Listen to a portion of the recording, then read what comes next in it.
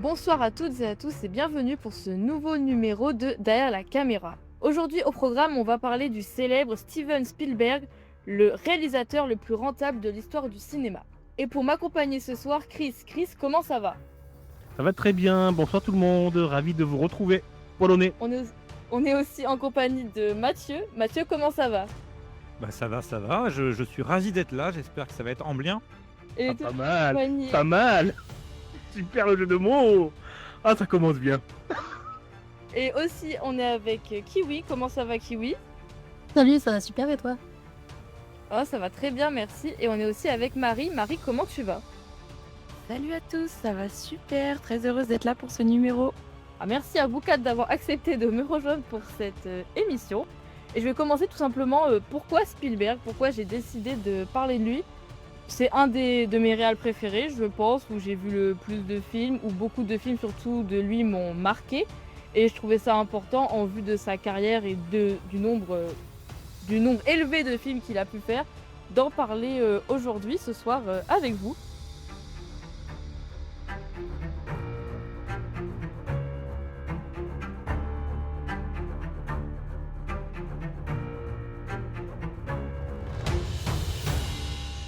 On va commencer avec une première petite question. À votre avis, quel est le film qui a marqué Spielberg et qui lui a donné envie d'être cinéaste aujourd'hui? Ah, c'est E.T. Moi je pencherais pour un François Truffaut. Non. Non. C'est un Godard? Alors, j'ai pas noté le réel, mais je crois pas que c'est un film français. D'accord. Vous voulez la réponse? Ouais, vas-y. Allez. Laurence d'Arabie. Ah, C'est le premier film qu'il a vu à l'âge de 12 ans et c'est ce qu'on a suivi son film The Last Gunfight, qui est un western de 4 minutes et c'est ce qui l'a un peu inspiré et voilà, grosso modo. À votre J'ai avis, vu pourquoi? Laurence d'Arabie. Alors moi, c'est effectivement, quand on regarde les images, c'est pas si surprenant que ça. Dans l'utilisation du cinémascope, la composition, non, non, c'est pas déconnant que Laurence d'Arabie soit dans ait lancé sa carrière. C'est pas surprenant. Ouais, bah tu sais quoi, je me faisais la même réflexion. C'est quand même un grand film d'aventure, Mmh. tout public, etc., hein. Tu t'éclates devant de Laurence d'Arabie, quoi. Ça m'étonne pas non plus, tu vois.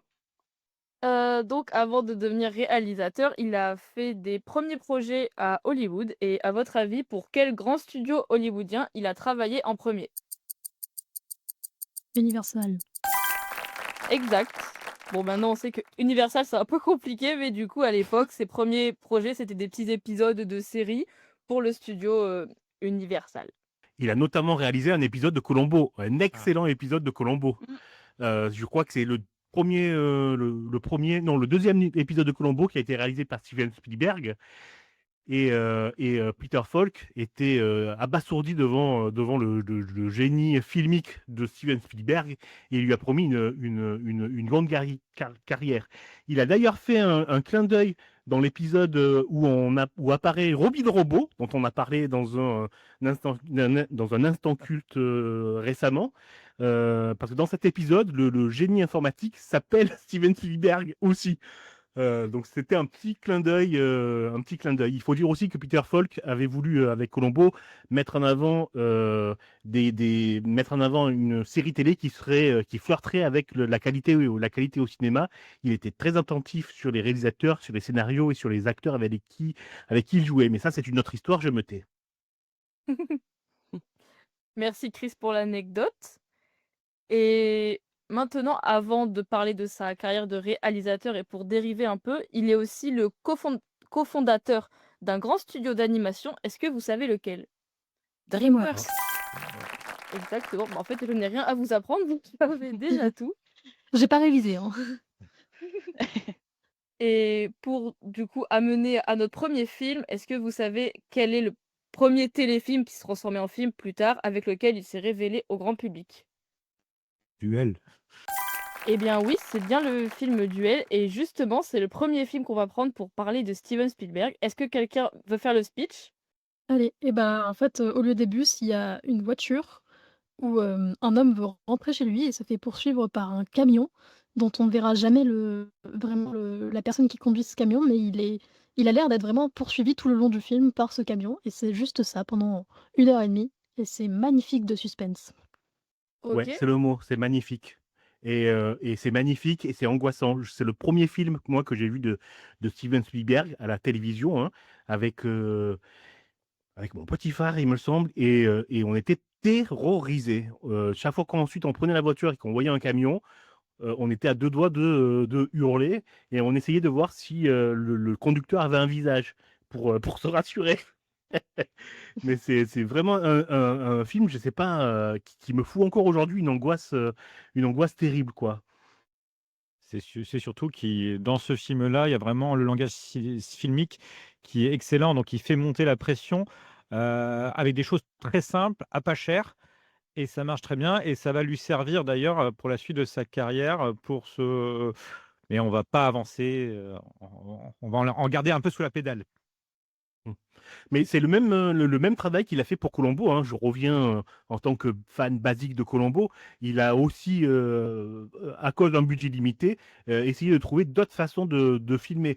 Et il y a une scène justement qui a aussi, marqué, Peter Falk. Il était en train de manger une glace et il ne voyait pas de caméra autour de lui. La caméra était à quelques dizaines de kilomètres. J'exagère un peu.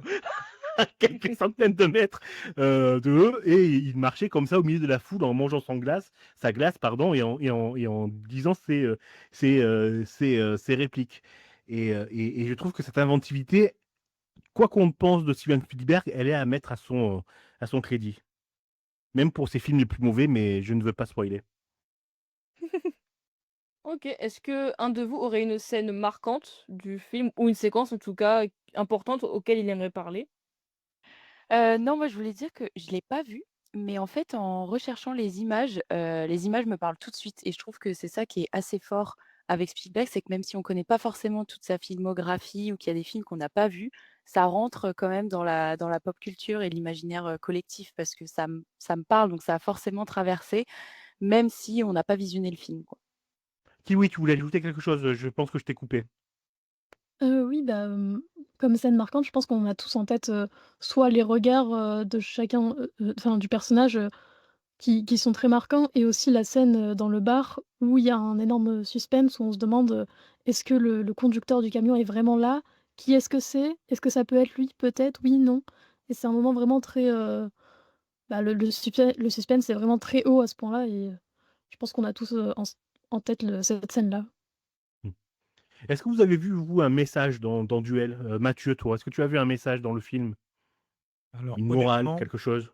pas du tout et c'est peut-être, ce qui en fait la force justement, c'est que c'est, quelque chose d'assez simple en fait, un homme, une petite voiture face à un gros camion, sur des terres dévastées, enfin sur des terres semi-dévastées parce qu'il y a une scène dans le diner, mais voilà. Mais, je pense pas parce qu'il y a pas besoin en fait. Il y avait est-ce que donc moi j'ai pas vu le message. Est-ce que toi tu en as vu un? Eh beh, non, justement, c'est justement ça. On peut trouver des messages dans ces autres films, notamment sur la bienveillance, et cetera. Mais là, on a l'impression que c'est, juste, j'allais dire pour faire mal et pour faire du mal, aux autres. Mais c'est pas tout à fait vrai parce que, le film est sorti d'abord en téléfilm exactement, effectivement, mais il est sorti aussi au cinéma, plus tard, et dans la version cinéma, il y a des scènes, supplémentaires. Je ne sais pas Mmh. si vous savez, mais il y a une scène notamment où le conducteur, de la voiture dont j'ai oublié le nom, je suis désolé, s'arrête pour aider un bus qui est embourbé, il me semble, et il voit le camion arriver, et lorsqu'il voit le camion arriver, il prend peur, hein, il se chie dessus, quoi. Il prend sa voiture et il part à toute vitesse. Et le conducteur du camion, le camion fou, lui s'arrête pour aider le bus rempli d'enfants. Et j'aime bien cette scène, parce qu'elle montre aussi que c'est pas juste, de la méchanceté, il y a quelque chose derrière, mais tu sais pas quoi. Et cette non-réponse, comme l'a dit Mathieu, elle fait partie vraiment du plaisir et de l'angoisse que tu as à regarder le film, où tu te demandes, comme le conducteur, pourquoi lui? Et des fois, toi aussi, face au coup de la vie, tu te dis: «Mais pourquoi moi?»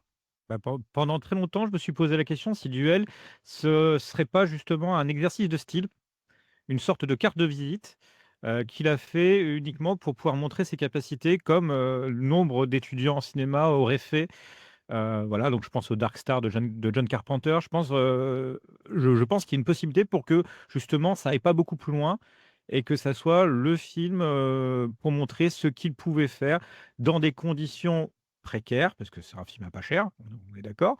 Mais voilà, mais je pense effectivement qu'il y a pas beaucoup plus là-dedans. Oui, effectivement, c'est qu'il a fait le film Duel avec un budget limité et en le respectant, mais quand il est passé au cinéma officiel, entre guillemets, et je mets officiel entre guillemets, en tout cas avec des bons financements, il n'a fait qu'exploser le budget et exploser les délais de tournage jusqu'à Indiana Jones, où là, il s'est tenu avec George Lucas à correctement respecter ce sur quoi il s'était engagé, et l'expérience de 1941 n'est pas pour rien dans son changement d'attitude. Mais ça, on en parle dans l'émission Cinépopée qu'on a consacrée à Indiana Jones et que vous pouvez retrouver sur la nuit du dimanche.fr. Après, c'est peut-être aussi, comme vous disiez, qu'il y a pas forcément de thème ou quoi, mais c'est peut-être juste, une représentation de, justement, juste la vie qui est stressante et toutes ces angoisses qui sont représentées par le camion, ça peut être ça aussi. Et selon vous, quel serait le film qui vous a fait rentrer dans l'univers de Spielberg? Personnellement, ce serait Hook. J'en ai déjà parlé dans un instant culte qu'on avait fait spécialement sur ce film, à retrouver sur la nuit du dimanche.fr. Et vu que c'est, je pense, le film que j'ai vu quand j'étais plus jeune par rapport aux autres films de Spielberg, bah franchement, il m'a trop marqué. C'est un film beau, et même si par rapport à ma génération, il est un peu plus vieux, et même je sais que d'autres enfants plus vieux l'ont connu, bah, c'est un film, je trouve, qui reste toujours un- indétrônable et incontournable. Et qui reste, marquant en tête, et que c'est un beau film pour enfants et pour adultes qui le sont restés. Bah, alors moi honnêtement, j'hésite énormément entre plusieurs films, hein, parce qu'il a c'est quand même, Les Aventuriers de l'Arche perdue pour moi, qui est avec Indiana Jones, mais il y a eu un cinépopée sur le sujet, donc je vous laisse aller voir même si je n'y étais pas. Non, mais Heu tu peux, hein, ça, ne te censure pas, vas-y. Ouais. Non, non, mais en fait, j'hésite entre Les Aventuriers de l'Arche perdue avec où il y a vraiment ce côté, aventure, aventure tout très Spielbergienne, même si George Lucas est un petit peu derrière. J'hésite aussi avec Les Dents de la Mer, que j'ai vu aussi à la même période, mais Les Dents de la Mer, c'est vraiment, le blockbuster de l'été que j'ai découvert un petit peu tard, mais c'est là où on peut voir vraiment un vrai auteur, différents genres. Après, moi, j'irais aussi du côté de Empire, avec Christian Bale, Empire du Soleil, où il y a la notion d'enfance qui commence déjà dès sa carrière, où c'était important. Moi, je me souviens aussi l'avoir vu à la télé. Donc moi, il y a tous ces films-là que j'ai vus à peu près à la même période, dont je ne peux pas dire et pourtant, ils sont tous très différents et c'est ça qui fait vraiment Spielberg, c'est que il a touché à tous les genres, heu et avec une maestria que peu de réalisateurs, ont. Voilà. Moi, je relierai ce que vient de dire Mathieu à Damien Chazelle, qui pour moi n'est pas un réalisateur aussi puissant qu'on veut bien nous le faire croire ou qu'on nous le vend. C'est-à-dire que Damien Chazelle, lui aussi, il fait pas mal de films différents, et c'est quand même, je trouve, très, très, très, très, mais alors vraiment très, très plat. Et je vais rebondir encore une fois sur, mais ça on en reparlera j'espère. Bref, mais je vais rebondir encore une fois sur ce qu'a dit Mathieu, sur Les Dents de la Mer. C'est vrai que c'est le blockbuster, mais c'est surtout historiquement le premier blockbuster. C'est ce film qui a lancé le terme de blockbuster. C'est ce film-là où on a vu pour la première fois des gens faire la queue au cinéma pour aller voir un film. Il est sorti en été, et c'est de cette période-là que les studios ont décidé de faire un blockbuster par été. C'est quand même fou l'importance économique aussi qu'a eu Steven Spielberg sur le cinéma, et pas seulement en termes artistiques. On peut s'en convaincre aussi sur la production de Gremlins. Et là, je spoil, je vous invite à écouter l'émission Cinépopée Gremlins qui va sortir le premier samedi du mois en février à 18h. Marie, on t'a pas entendu. Est-ce que tu veux rebondir sur ça? Vas-y. Ouais, mais moi je préfère garder, Les Dents de la Mer pour une catégorie, dont on parlera un peu, prochainement dans l'émission. Donc c'est pour ça que je ne donne pas trop mes commentaires pour l'instant. Ça marche. Est-ce que tu veux nous dire, toi, du coup, quel film t'as fait rentrer dans l'univers de Steven Spielberg? Alors je pense que moi ça va être très cliché, mais c'est clairement E.T. Tout simplement parce que j'ai eu, une mère notamment qui était fan, un peu de Spielberg, de l'univers de Spielberg et notamment d'E.T. et qui a voulu me le montrer, vraiment très jeune. Donc je l'ai vu, je devais vraiment avoir je pense, 4-5 ans, quelque chose comme ça et puis après je l'ai revu un peu plus tard et j'ai été un peu alors c'est pas du tout mon film préféré de Spielberg, mais c'est ce qui m'a fait rentrer je pense et donner envie d'en voir, plus et de voir qu'il pouvait vraiment créer un univers et parler à plein de monde, quoi. E.T., pour la petite histoire, c'est le premier film que j'ai été voir au cinéma. C'est ma première expérience au cinéma et ça m'avait vraiment marqué à tel point que je voulais y aller mais tous les soirs et toutes les semaines et je ne comprenais pas pourquoi on continuait à regarder la télévision. Et puis après, j'ai compris, c'est le fric.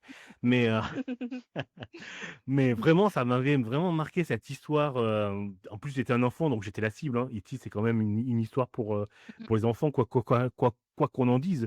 Donc, j'étais vraiment une super expérience au cinéma et c'est ça qui m'a donné le goût d'aller au cinéma. Merci la carte UGC 30 ans plus tard. Léonie, Kiwi, il me semble que tu ne nous as pas dit le film qui t'a fait entrer dans l'univers de Steven Spielberg. Quel est ce film? Alors j'hésitais avec un des Indiana Jones, mais alors je sais pas lequel j'ai vu en premier du tout, mais j'ai l'impression d'avoir vu toute la saga en entier, quand j'étais petite plusieurs fois. Ou alors, au cinéma, j'ai vu, Tintin et le secret de la licorne. Enfin, c'est le premier v que je me rappelle avoir vu au cinéma de Spielberg et c'est quand même marquant parce qu'il me semble que je l'avais vu en 3D, ce qui est quand même impressionnant pour, certaines scènes de Spielberg ou alors je me rappelle plus si je l'ai vu en 3D ou si les effets spéciaux étaient très bien faits et que j'avais l'impression que c'était de la 3D, je sais pas vraiment. Oui, il Non. était en 3D, je confirme. alors, c'est vrai que je suis pas très fan de l'univers de Tintin, moi. C'est un peu trop propre, on va dire. Mathieu, qu'est-ce que tu as pensé, toi, du film? Du film Tintin? Ouais. Des aventures de Tintin, bah c'est très différent des albums de Tintin et des films précédents de Tintin. Ça va beaucoup plus vite. Alors le problème, c'est que moi, je le mettrais quasiment dans ses ratés, donc je suis désolé. Mais parce que on est vraiment très loin de l'univers de Tintin et là, on sent un espèce de gloubi-boulga numérique. C'est pas la meilleure période de Spielberg.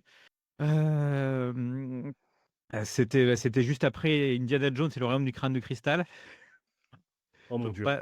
pas la meilleure période de Spielberg. Et non, mais c'est surtout que moi j'aimerais bien voir la suite, quoi, qui est censée être réalisée par notre Néo-Zélandais Peter Jackson. Il était censé, oui, à la base, c'était censé être une trilogie où entre Spielberg et Peter Jackson, chacun réalisait un épisode. D'accord. Ils ont abandonné l'idée Alors, ou ils ont trop de trucs à faire? c'est toujours c'est toujours prévu pour du côté de Peter Jackson, la suite, mais c'est en attente, on ne sait pas, c'est en développement, pour le moment. Ok, d'accord. Je ne savais pas l'histoire. Je ne savais pas que Peter Jackson était impliqué Bah, dans ce projet-là. Alors, c'est un Tintin américanisé, en gros. oui. Alors, Peter Jackson est même producteur, hein, sur cette version-là, hein. Marie, tu l'avais vu le film? Non, pas du tout et je dois dire que je suis pas une très grande fan de l'univers Tintin, mais si pour le coup ça diffère, pourquoi pas, le regarder?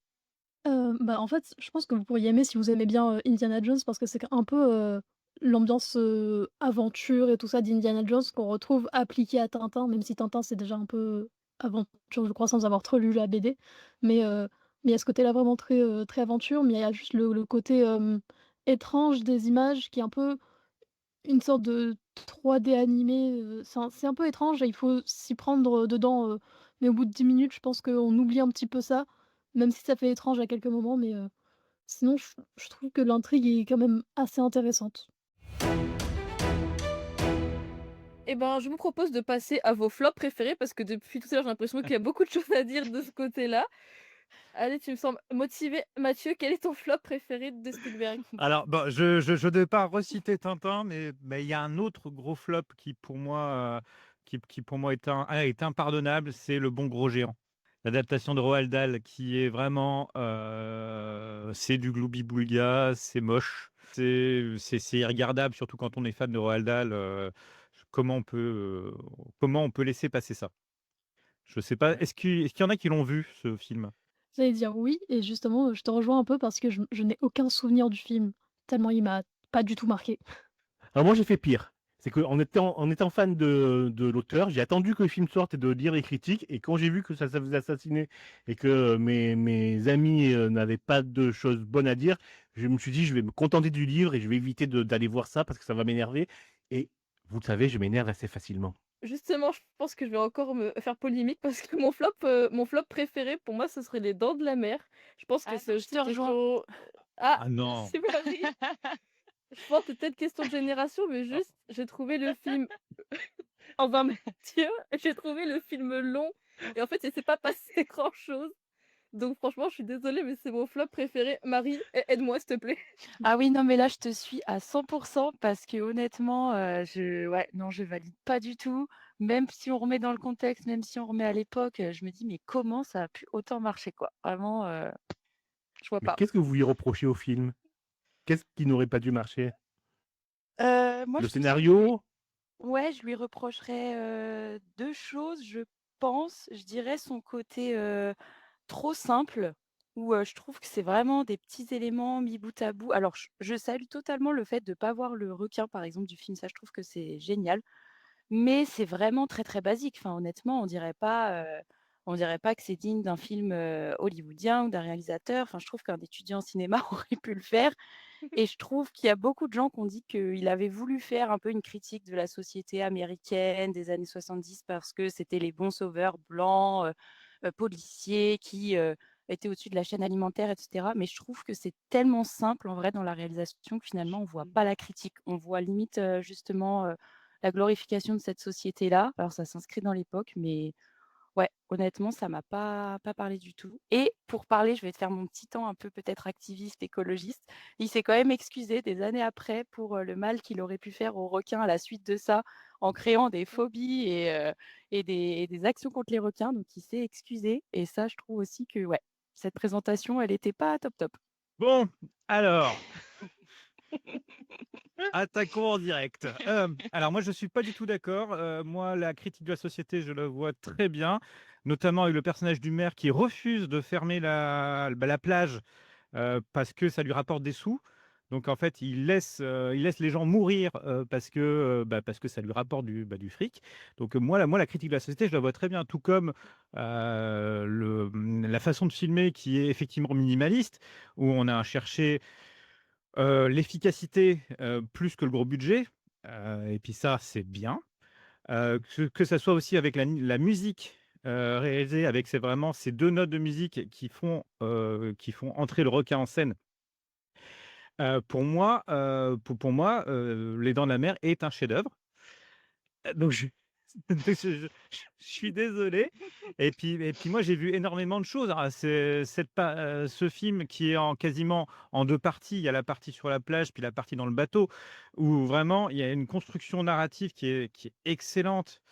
Euh, pour moi, voilà, moi je tombe des nues. Là, je suis abasourdi. Achevez-moi, piquez-moi. Je suis pas d'accord du tout. Je te rejoins sur la musique. Là, j'avoue que la musique, John Williams, on peut pas dire grand-chose. Honnêtement, on peut pas le C'est critiquer. c'est hyper simple, mais hyper accurate. Ouais, et musique qui a inspiré le JT d'ailleurs. C'est, qui a inspiré le JT de TF1 est basé sur cette musique. Ah, ça, je savais pas, tu vois. Ouais. Mais maintenant que tu le dis, c'est vrai qu'il y a une vibe dans de la mer, effectivement.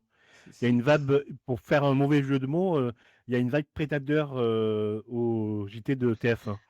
Bon, plus depuis quelques temps, mais C'est même inquiétant, hein. C'est juste pour faire monter la tension, parce que le but de cette musique, pardon, c'est de faire monter la tension. Donc, si on l'utilise pour un JT, là, clairement, ça m'inquiète.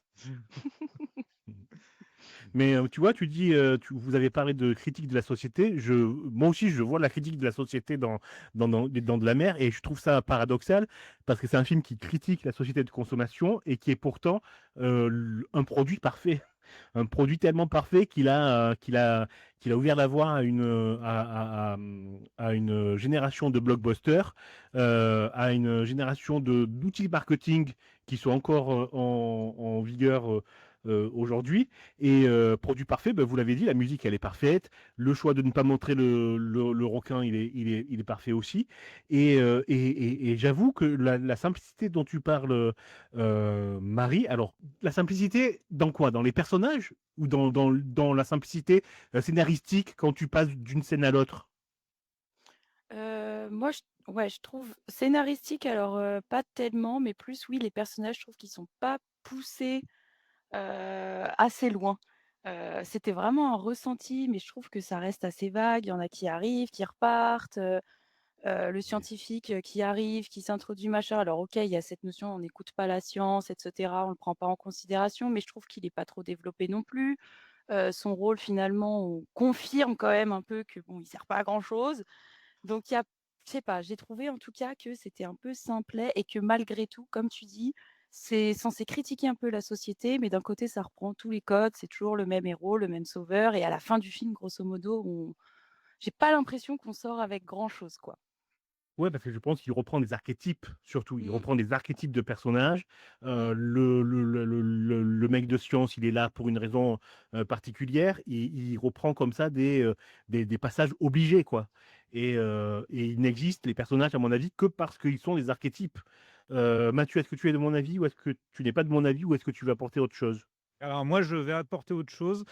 Pour moi, les personnages évoluent. Les 2 principaux qui sont effectivement le shérif, et le scientifique évoluent tout au long du film et retrouvent un peu l'état sauvage à la fin. Enfin, donc pour moi, l'écriture des personnages, pourtant, elle est là, hein, donc je n'arrive pas à enfin, moi, je comprends pas, c'est parce que c'est pas forcément des archétypes, parce qu'ils ont tous leur, leur, leur background, par exemple, je pense à cette scène qui est géniale, qui est uniquement racontée, celle le chef du navire, à la fin du film, qui raconte l'histoire de l'USS Indianapolis. Cette scène, pour moi, est vraiment touchante, où il raconte qu'effectivement, donc c'est l'USS Indianapolis, qui est une histoire vraie, hein, d'ailleurs, c'est ce bateau qui a coulé et peu à peu, bah, ils sont tous fait manger par des requins, voilà. Et on voit pas les images, c'est uniquement raconté, c'est uniquement du jeu d'acteur et pourtant c'est excellent et c'est vraiment génial. Donc, je ne suis pas d'accord avec ce qui a été dit précédemment, encore une fois, je suis désolé. Je m'insurge. Ah mais il en faut pour tous les goûts. Par contre Exactement. effe par contre, si on parle des suites, oui, là, effectivement, c'est mauvais. Est-ce que Kiwi, tu veux rajouter quelque chose? Bah, moi, pour ma part, il fait partie des films que je n'ai pas vus de Spielberg où j'ai l'impression d'avoir déjà entendu, tout ce qui se passe dans le film, de connaître le film sans même l'avoir vu et de connaître aussi toutes les thématiques qui, reviennent tout le temps dans les films de Spielberg. Mais comme vous avec ce que vous dites, j'ai l'impression d'avoir déjà entendu ça tout le temps et d'avoir déjà vu le film, en fait, sans l'avoir vu. Ouais, mais je vais te répondre, c'est comme Duel, quoi. C'est que tu peux pas, tu as peut-être l'impression d'avoir vu le film, mais tu n'as pas ressenti les émotions que te donne le film. Heu, Duel, tu le regardes aujourd'hui, j'y reviens, ça t'angoisse. Les Dents de la Mer, malgré, qu'il soit sorti dans les années 70, et qu'on peut passer sur les effets spéciaux et le requin en plastoc, tu ressens des émotions, tu ressens le stress et tu ressens la peur. Donc, tiens, Marie, est-ce que toi, tu as ressenti du stress ou de la peur ou est-ce que tu as rigolé tout le long du film?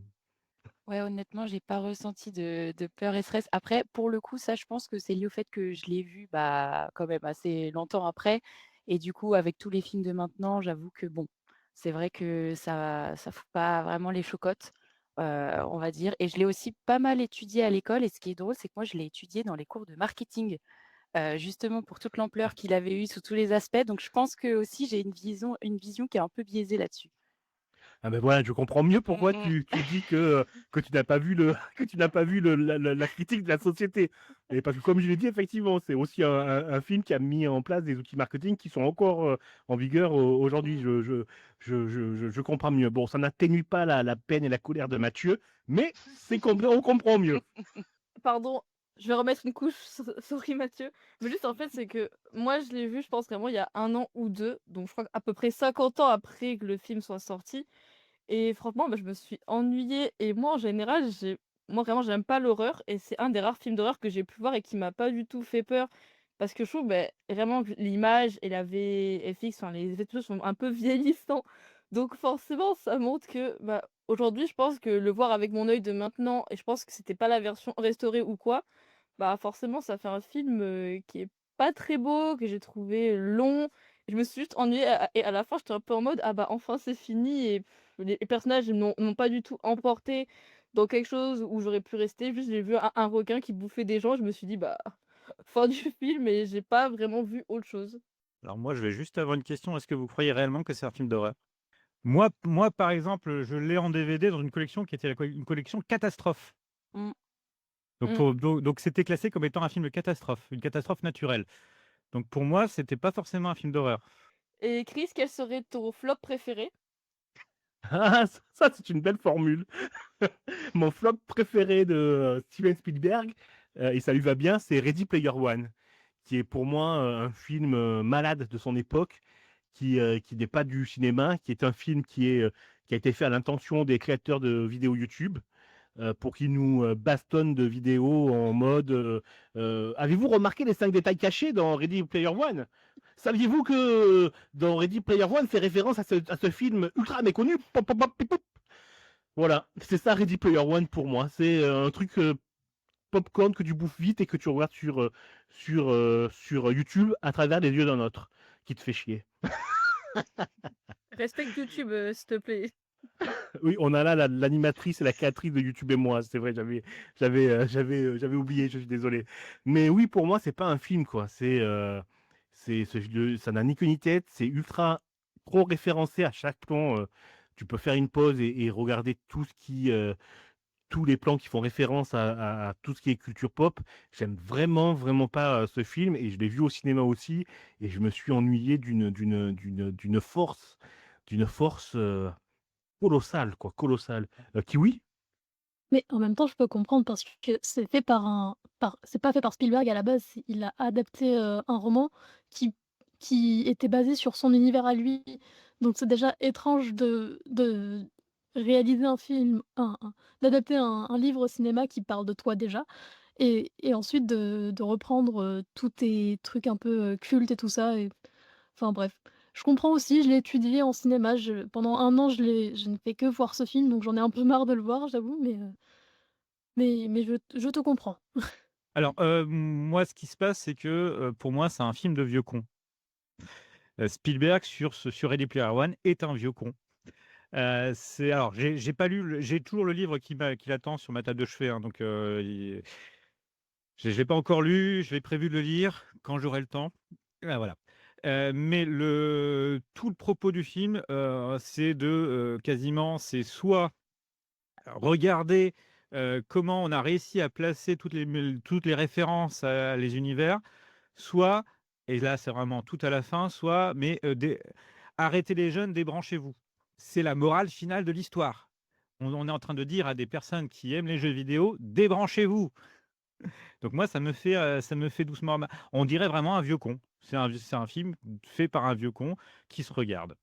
Voilà, et avec énormément de références. Donc moi, la première fois que je l'ai vu, je me suis amusé. Je me suis pas ennuyé, je me suis amusé. Je me suis amusé parce que c'est très, très rigolo de regarder tous les références. Il y a Shining, il y a King Kong, il y a Godzilla, on se marre, il y a des trucs partout. Mais quand on analyse le fond, moi, j'ai beaucoup plus de problèmes avec ce film-là qu'avec Les Dents de la Mer précédemment. Parce que là, on est face vraiment à une hypocrisie qui est dingue. C'est-à-dire, on prend l'argent du jeu vidéo et des amateurs de jeux vidéo, de tous les kits, et pour en fait leur vomir à la gueule que non, votre monde est malade, sortez de là. Bien vu. Tu as tout à fait raison. Effectivement, il se fout de notre gueule, le petit Steven. Sur ce film-là. On va alors passer à maintenant votre film préféré. Bah, on va commencer par Kiwi. Quel est ton film préféré de Steven Spielberg? Je pense que je vais placer Le Terminal que j'ai vu il y a pas longtemps, parce que j'ai trouvé que, ça comparé à tout ce qu'on a vu, dans notre enfance de Spielberg ou même dans notre adolescence ou que sais-je, hem, il ressemble pas du tout, à Spielberg et à ce que fait Spielberg et c'est vraiment une autre facette aussi de Tom Hanks. Heu, enfin je l'ai trouvé excellent comme film et à l'opposé de ce qu'on a l'habitude de voir de Spielberg. C'est à l'opposé, mais il y a quand même il y a quand même un fond, quoi. Il y a quand même un fond Spielberg, quoi. C'est-à-dire que même s'il fait des projets qui vont à l'opposé des uns des autres, c'est quand on sent quand même le génie du commerce et le génie du marketing derrière l'homme de cinéma, quoi. Et entre le génie du cinéma et le génie du marketing, je sais pas où placer, moi, Steven Spielberg. Un coup dans l'un ou un coup dans l'autre camp. Il faut dire qu'il prépare ses films très bien. Il sait ce que le public veut et il lui donne ce que veut le public. Mais ça peut aller ensemble, non? L'un ne va pas sans l'autre. Là, la preuve, hein, regardez le succès de Quentin Tarantino, c'est aussi du marketing, quoi. C'est aussi Mm. parce qu'il parce qu'il ouvre beaucoup sa gueule, parce que c'est un personnage avant d'être un cinéaste, alors que ses films, on l'a vu hein, dans le dernier Quentin Tarantino. Moi, je suis très critique sur sa filmographie. Sur 9 films, il n'y en a qu'un de bien, et pour les mauvaises raisons, quoi. Qui veut réagir à ça? Marie, je sens que tu veux. Non, honnêtement, non, je pourrais parler de peut-être mon film. Je serais d'accord avec toi, Kiwi, sur Le Terminal. Moi, c'est un film que j'ai vraiment beaucoup apprécié, que j'ai vu plusieurs fois. Et à chaque fois, il me touche. Déjà, je pense parce que c'est aussi basé sur une histoire vraie, mais parce que je trouve que c'est beaucoup plus dans le fond des personnages et des histoires de personnes, d'humanité qui se rencontrent, qui discutent.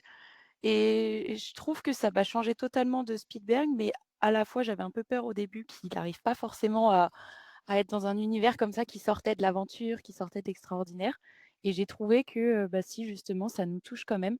Après, moi, je garderai quand même mon film préféré. Je suis obligée, malgré tout, ça restera Jurassic Park parce que c'est vraiment un film capital pour moi. La trilogie, je parle de Spielberg, bien évidemment, parce que les nouveaux, bon, voilà, je les ai vus pour les voir, mais, mais c'est clairement pas du même niveau. Et ça reste pour moi un film qui est fantastique sur tous les plans. Je de plus sois sur les nouveaux films j'ai mis film entre guillemets, hein, les nouveaux films de Jurassic Park qui sont terribles, terribles de médiocrité Mm. et là, de vrai foutage de gueule du spectateur. Mais c'est un autre débat. Mais est-ce que tu as vu Rencontre du troisième type, Marie? Non, non, c'est dans ma watchlist, ouais. Alors, ouais, je te conseille de regarder ce film-là. Parce que pour moi, il a de grands points communs avec le Terminal. Je pense que c'est la même Ok. structure au niveau du film. Et ça va me permettre de faire le lien avec un livre que je suis en train de lire et qui est super. Alors, je ne l'ai pas trouvé en français, donc je pense qu'il n'a pas encore été traduit, ce qui est fou parce je pense qu'il est sorti dans les années 2000, ou alors j'ai mal cherché, mais c'est le livre de Robert Mackie sur le screenwriting, donc sur l'écriture de scénario, et où il montre que 90% des films ont la même structure, racontent la même histoire, quoi. Entre la Bible et Madame Bovary, c'est la même histoire qui nous est racontée. Et c'est effarant. Et je vois cette structure-là dans pas mal de films de Steven Spielberg, ce qui n'est pas plus mal, hein, peu importe, il raconte des choses différentes. Mais il y a quand même là aussi un outil de marketing qui est le screenwriting et le storytelling qui est à mon sens flagrant. Quand c'est bien fait, mais on ne voit pas les coutures et ça, c'est bien.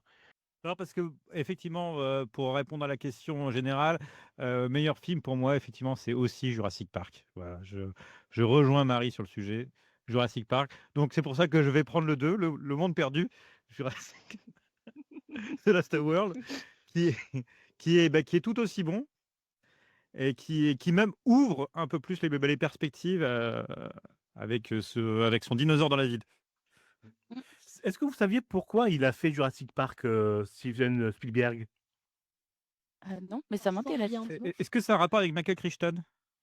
Non, pas du tout. Ah. Il a fait Jurassic Park pour pouvoir financer la liste de Schindler. Il voulait à tout prix faire la liste de Schindler avant le directeur Cut, faire sa vision, c'est-à-dire noir et blanc, un long film, etc. Et on lui a dit, personne ne va aller voir ce film-là. Non. Et on lui a proposé Jurassic Park. Et il a dit, ben, je fais Jurassic Park, d'accord, je fais une commande, je fais un blockbuster, mais derrière, vous financez la liste de Schindler. Et c'est grâce à la liste de Schindler qu'on a eu Jurassic Park. Ou l'inverse, hein, grâce à Jurassic Park qu'on a eu la liste de Schindler. Et Kiwi. La liste de Schindler, qui est d'ailleurs son film de fin d'études, si jamais vous n'étiez pas au courant. Alors, c'est-à-dire?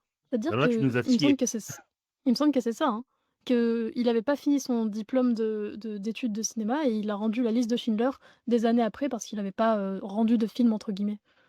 Alors ça, c'est la folie, ça. Ah oui, ça, je suis pas au courant. Ouais, Mmh je mh. ne savais pas et c'est la folie, effectivement. Bah, moi, je trouve ça assez exceptionnel de dire que ton film de fin d'études, c'est la liste de Schindler, personnellement. Mais voilà, drop the mic, c'est clairement ce qu'on a envie de dire. Voilà. Il y a pas besoin de diplôme pour faire du cinéma. Et pour finir, donc moi, mon film préf, je pense que ce serait Arrête-moi si tu peux, parce que bah, j'ai kiffé le film. C'est inspiré d'une histoire vraie, même si bon, le film romantise un peu ce qui s'est vraiment passé pour le gars dans la vraie vie, mais franchement, le film tel qu'il est, j'ai trouvé ça sympa.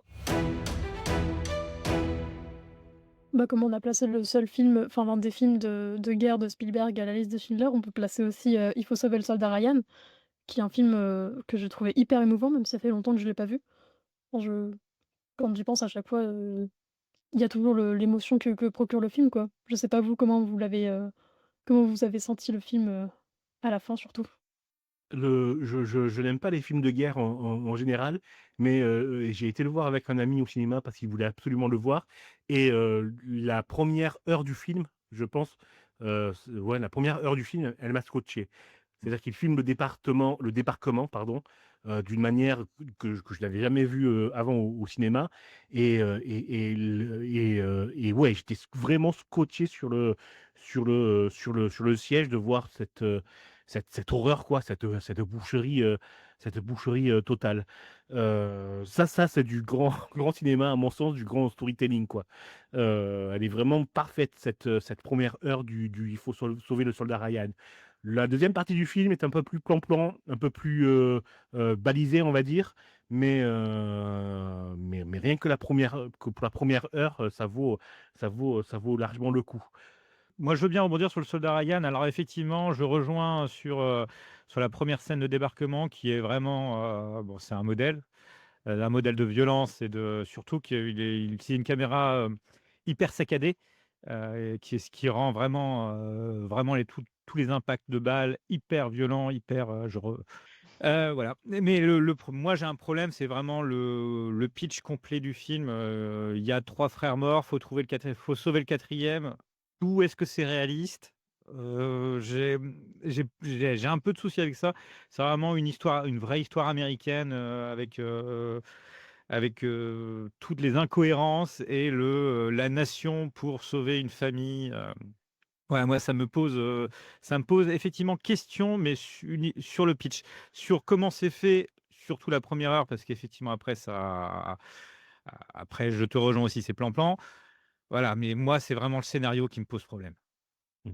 C'est toute la nation, pour sauver, une vraie famille américaine. Oui, c'est ça. Ouais, bah, en fait, j'ai vu le soldat Ryan, Il faut sauver le soldat Ryan aujourd'hui. Même sans faire, voilà, sans le faire exprès, c'était même pas pour la préparation, c'est vraiment juste mon envie, sur le coup et pour le coup, j'étais déjà au courant de l'histoire avant, mais j'étais vraiment bluffée par le réalisme des scènes et je trouve que, bah, c'est quand même assez prenant, de voir ça parce que c'était digne des archives documentaires qu'on peut voir, dans certains musées ou certaines expos et j'étais aussi par contre un peu, on va dire, déçue sur, cette histoire un peu niaise, on va sauver l'autre frère et en fait, en lisant, j'ai vu qu'effectivement, c'est basé sur une histoire vraie de 4 frères dans une fratrie américaine qui étaient tous les 4 partis au combat. Alors j'ai pas penché pour savoir si les 4 étaient morts ou pas, mais c'est quand même basé sur leur histoire et il y a eu des documentaires sur eux, aux États-Unis. On va alors terminer sur le jeu des répliques. Je vous donne une petite réplique et à vous de retrouver dans quel film elle apparaît. Première réplique. Quiconque sauve une vie sauve le monde entier. Marie? Bah, il faut sauver le soldat Ryan, non? Non. Marie? Mince, mince, mince. Sauve une vie, sauve le monde. C'est Jurassic Park? Non. Oh mon Dieu, je suis désolé Marie, c'est pour ça que j'étais sous les roues. J'étais persuadé que c'était, Jurassic Park. Non, Alors c'est non. quoi ça? Ah non. Les Dents de la Mer? Non, proposez. allez-y. Rencontre du troisième type. Non, Est-ce que c'est un film inspiré d'une histoire vraie ou est-ce que c'est La liste de Schindler.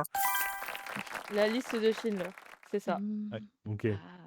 Ah non, Jurassic Park, c'est David trouve toujours un moyen. Un chemin. Bah, Un chemin. Oh, un moyen, un chemin, c'est pareil. bah vas-y Chris, casse mon jeu comme ça. Ah merde, tu l'avais, ça allait. Oui, Ah zut. Eh ben, fais-la quand même, ça fera plaisir à Marie, vas-y. c'est pas sérieux de ça. Bon, deuxième réplique. Mentir, moi jamais, la vérité est bien trop amusante. Attrape-moi si tu peux. Non, Hook. c'est ça, c'est dans Hook. Mhm. C'est le Capitaine Crochet qui dit ça. Mm. Ouais, c'est ça. Troisième réplique. Tu es sûrement mort parce que je ne sais plus ce que je ressens. Science-fiction ou pas? Always. Non, et oui, SF. E.T. Vous avez pas tous en même temps, mais oui, du coup, c'est E.T. Ah. C'est E.T. Et attention, la dernière très compliquée, la vie trouve toujours son chemin. Alors là, Ah. Il faut sauver le Sada Ryan. Non, je rigole. Jurassic Park.